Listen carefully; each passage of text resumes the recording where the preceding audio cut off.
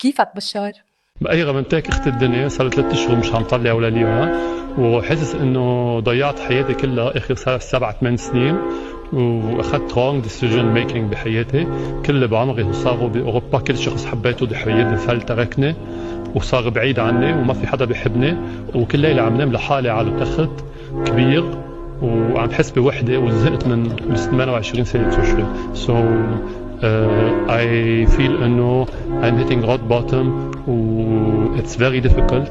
بجرب إلي حالي بكثير قصص to feel creative، وبجرب إلي حالي بقصص هيك بضحك على حالي تزيد بالefficiency تبعي لأكون productive.